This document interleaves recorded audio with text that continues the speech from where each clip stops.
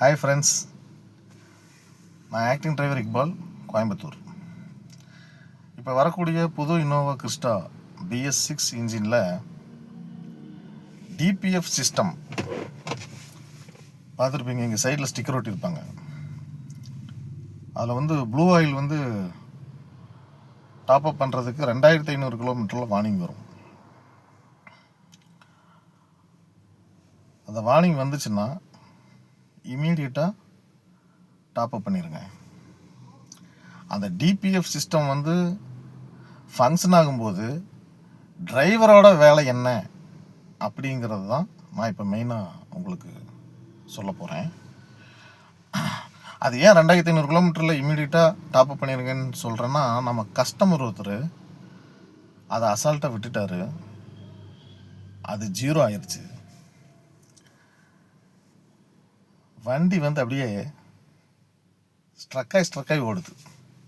அந்த டீசல் அடைச்ச மாதிரி குதிச்சு போகுது.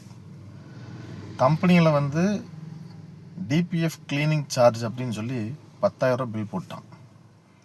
அதனால் அது வார்னிங் வந்துருச்சுன்னா 2500 கிலோமீட்டர் காமிக்குதுன்னா இன்ஜின் பெர்ஃபார்மன்ஸை பொறுத்து அது 2500 கிலோமீட்டர் ஓடாது, ஒரு 1500 கிலோமீட்டர் தான் ஓடும். இன்ஜின் பெர்ஃபார்மன்ஸை பொறுத்து அதனுடைய கிலோமீட்டர் மைலேஜ் குறைஞ்சிட்டே வரும். அதை நம்ம அக்யூரேட்டாக கணக்கு போட முடியாது. அந்த வார்னிங் சிலவங்களுக்கு 4000 கிலோமீட்டரில் வரும், சிலவங்களுக்கு 8000 வரும், சிலவங்களுக்கு 12,000 வரும். அது இன்ஜின் பெர்ஃபார்மன்ஸை பொறுத்து அந்த கிலோமீட்டர் மாறிட்டே இருக்கும். அந்த ப்ளூ ஆயில் டாப் அப் இவ்வளவு கிலோமீட்டரில் தான் அது வார்னிங் வரும் அப்படிங்கிறத நாம் கேல்குலேஷன் போட முடியாது. இதில் டிரைவரோட வேலை என்னென்னா, ஐடியலில் அந்த DPF சிஸ்டம் ஆன் ஆகும்போது இன்ஜின் ரைஸ் ஆகி ஓடும். RPM 1000க்கு மேலே இருக்கும். பயந்துட்டு நிறைய பேர் டக்குன்னு ஆஃப் பண்ணிடுறாங்க. அது பண்ணக்கூடாது.